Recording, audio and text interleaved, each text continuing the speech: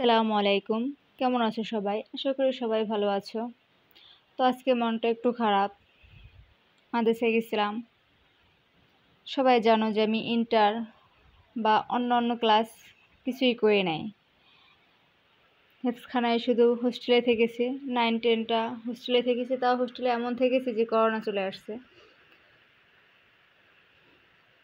আমি ছোটবেলা থেকেই প্রাইভেটভাবে পড়ি। আমার মাদ্রাসা নিয়ে কোনো অভিজ্ঞতা নাই তেমন।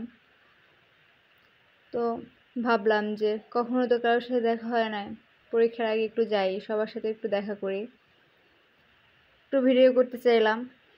তারপর দেখতেছি যে টিচাররা ঘোরাঘুরি করতেছে। তারা আবার যদি বকা দেয়, কারণ তারা তো দেখতেছি সবাই খুবই বাজেভাবে কথা বলতেছে, উচ্ছৃঙ্খলা সৃষ্টি করতেছে, তাই তারা থামানোর চেষ্টা করছে। সেইখানে যদি আমরা সবাই ভিডিও করা শুরু করে দিই, তাহলে আরও ব্যাপারটা বাজে দেখা যায় না? তো আমাদের এখানে তো কামিল মাদ্রাসা, আমাদের পর আরও আছে, মানে লাস্ট পর্যন্ত লেখাপড়ার শেষ পর্যন্ত এখানে আছে। তো বড় ভাই ছোট ভাই সবাই এখানে আছে, বড় ভাই ছোট বোন সবাই আছে, এবং মাথার তার সমতুল্য শিক্ষকরাও আছেন।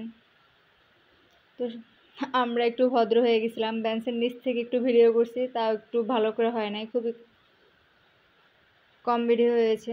তারপরও রেখে দিয়েছি স্মৃতি হিসাবে, থেকে যাক, যতটুকু হয়েছে তাই আলহামদুলিল্লাহ, বেশি দরকার নেই।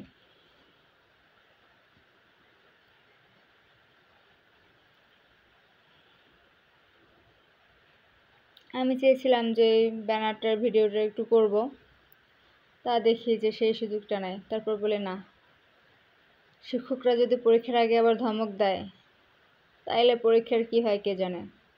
আমি শিক্ষকদের ধমক অনেক ভয় পাই, কারণ শিক্ষকদের বরদোয়া দিতে হয় না। তারা যদি মন থেকে একটু নিঃশ্বাস ছাড়ে, তাইলেই সেটাই যথেষ্ট। তো যখন 12 বছরের লেখাপড়া সমাপ্তি দিচ্ছি, তখন তাদের মনে কেন কষ্ট দেব? চুপচাপ ভদ্র মানুষের মতো বসেছিলাম, যতটুকু পেরেছি ততটুকু ভিডিও করেছি। আমি সব সময় একটা কথা মাথায় রাখি যে তারা আমার উস্তাদ, তাদের কাছ থেকে আমরা শিখব। তারা আমাদের শিখাচ্ছেন। তারা শুধু আমাদের বইয়ের ভাষায় শিখাচ্ছেন না, তারা আমাদের আমল শিখাচ্ছেন, আখলাক শিখাচ্ছেন, চরিত্র শিখাচ্ছেন, এবং বিভিন্ন জ্ঞান শিখাচ্ছেন। তাদের সাথে তো আমাদের সবসময় উচিত সবচেয়ে ভালো ব্যবহারটা করা, কিন্তু আমরা তা করি না। বেয়াদবি যত প্রকার আছে সবই করি।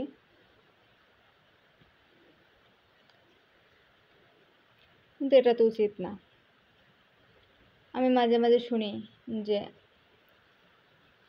আব্বু আম্মুর কাছে গল্প, অমুকের শিক্ষকরা বলেছিল, অমুকের শিক্ষকের সাথে বেয়াদবি করেছিল, সে 2-3 বার ফেল করেছে, তারপর ক্ষমা চাওয়ার পর শিক্ষক ক্ষমা করে দেওয়ার পর সে আবার ভালো রেজাল্ট করেছে। তাই সবসময় চেষ্টা করি যে না, শিক্ষকদের মনে কোনো কষ্ট দিব না। আমরা তো পরীক্ষার হলেও 3 ঘন্টা পরীক্ষা দিই, তাইলে এখানে অনুষ্ঠান হয় কতটুক টাইম? বড় জোর 2.5 ঘন্টা 2 ঘন্টা। চুপ থাকলে তো কোনো সমস্যা নেই। তারপর আমাদের বড় ভাইরা 4 ঘন্টাও পরীক্ষা দেয়, যারা ফাজিলে পড়ে।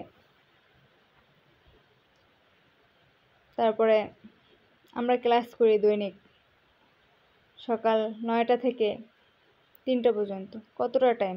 মাঝখানে একটু সময় পাই, ব্রেক পাই। তো চুপ থাকতে চাইলে চুপ থাকা যায়। আমাদের টিচারদেরও তো ইচ্ছে করে একটু কথা বলার জন্য, কই তারা তো কথা বলে না। তাহলে আমরা কেন পারবো না? তারাও মানুষ, আমরাও মানুষ। তারা আমাদের মাথার তার সমতুল্য। তারা তো চাইলে পকর পকর করতে পারে যে ওইগুলা যায় যাক, কিন্তু না, তারা তো চুপচাপ থাকে। পরিবেশ নষ্ট করি কারা? আমরা। তো অনেক কথা বললাম। ভুল কিছু বললে সবাই ক্ষমা সুন্দর দৃষ্টিতে দেখবেন, এবং আলিম 24 ব্যাচের জন্য সবাই দোয়া করবেন। আমাদের তো আবহাওয়া খুবই খারাপ, দেখেই বুঝতে পারতেছেন কি অবস্থা, বলার বাহিরে। আকাশের অবস্থা খুবই খারাপ। বৃষ্টি হচ্ছে পরশুদিন থেকে, কোনো থামাথামির কোনো সিস্টেম নেই। বৃষ্টির উপর বৃষ্টি, বাতাস, সব মিলিয়ে খুবই অবস্থা খারাপ। তো সবাই ভালো থাকবেন, সুস্থ থাকবেন, আমাদের জন্য দোয়া করবেন যেন আমরা খুব ভালোভাবে পরীক্ষা দিতে পারি এবং আমাদের বরিশাল অঞ্চলের নাম উজ্জ্বল করতে পারি। আল্লাহ হাফেজ, ফি আমানিল্লাহ। আসসালামু আলাইকুম রহমতুল্লাহ। আবার আড্ডা হবে, কথা হবে আল্লাহ বাঁচিয়ে রাখলে পরবর্তী কোনো ভিডিওতে। সেই পর্যন্ত সবাই সুস্থ থাকবেন, ভালো থাকবেন, রবের ইবাদতে মশগুল থাকবেন। খোদা হাফেজ।